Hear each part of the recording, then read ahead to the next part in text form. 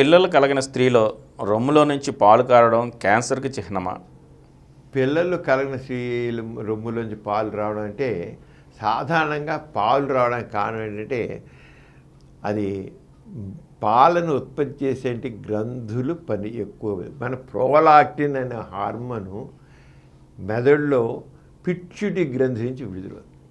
Prolactin hormone ఎక్కువగా ఉత్పత్తి అయితే స్త్రీలలో నుండి రొమ్ముల్లో ఉండే లాక్టిఫరస్ ట్యూబ్యూల్స్ని స్టిమ్యులేట్ చేస్తే ఆ గ్రంథులు ఉబ్బి దాంట్లో పాలు తయారవుతాయి.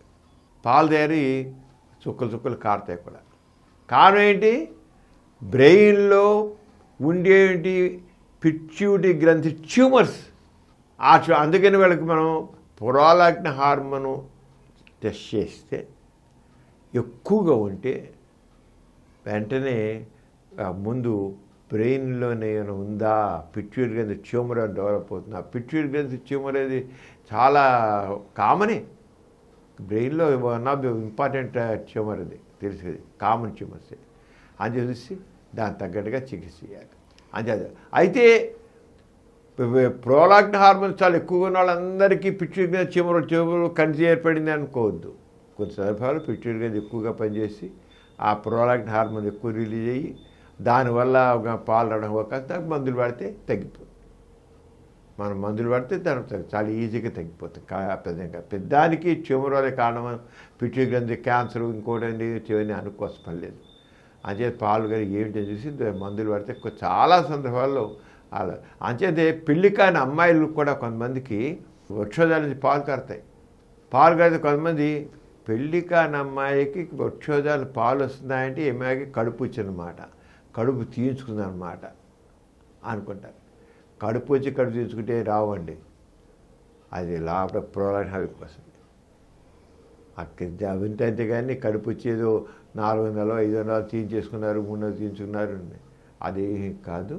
అవన్నీ మామూలుగా హార్మోన్స్ ఇంబ్యాలెన్స్ వల్ల వస్తుంది, అంతకంటే ఏం లేదు. అంతే క్యాన్సర్ అని కూడా వీళ్ళే. క్యాన్సర్ అంటే ఏ క్యాన్సరు అక్కడ క్యాన్సర్ కింద కాదు, మీరంటే బ్రెయిన్లోనే ఉండాలి, పిట్యూటరీ గ్రంథిలో అలా కావాలి. అంతేగాని ఇంకా ట్యూమరు అంతేగాని వృక్షోదాల క్యాన్సర్ అయినట్లయితే ఏమవుతుందంటే పాలు కాదు వచ్చేది, దాంట్లో వచ్చి రక్తం వస్తుంది, చీము రక్తం.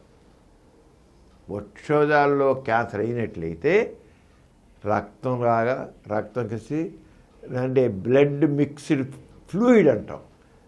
బ్లడ్ మిక్స్డ్ ఫ్లూయిడ్ అనేది కాదు, అది ఎప్పుడు అక్కడున్న వృక్షోదాలు ఉన్న క్యాన్సర్ ఉన్న వాళ్ళకి అలా వస్తుంది అంతే. అప్పుడు అది కానీ అది గ్లాండ్ పెద్ద అయిపోవాలి, బ్రెస్టల్స్ పెద్ద అయిపోతాయి, గట్టిపడిపోతాయి, దాంట్లో మార్పు వచ్చేస్తుంది. అదంతా డాక్టర్ తెలిసిపోతుంది. అది కాదు, మామూలు వస్తే మాత్రం ఆ ప్రోలాక్టిన్ హార్మోన్ ఎక్కువగా ఉందని అనుకోవాలి. దాని పరీక్షలు చేస్తే దాని తగ్గ చికిత్స చేస్తే తగ్గిపోతుంది.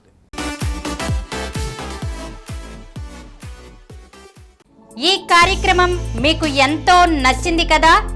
ఇటువంటి మరిన్ని వీడియోల కోసం అనతి కాలంలోనే 20 కోట్ల వ్యూస్ కు చేరువలో ఉన్న డాక్టర్ సమరం మల్టీ ఛానల్ నెట్వర్క్ సమర్పించు డాక్టర్ సమరం మీకోసం ఛానల్ కు సబ్స్క్రైబ్ చేయండి, లైక్ చేయండి, మీ ఫ్రెండ్స్ కి షేర్ చేయండి.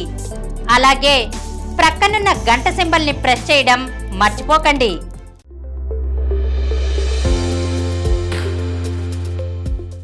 Please download Samaram multi-channel app and watch your favorite channels from your mobile.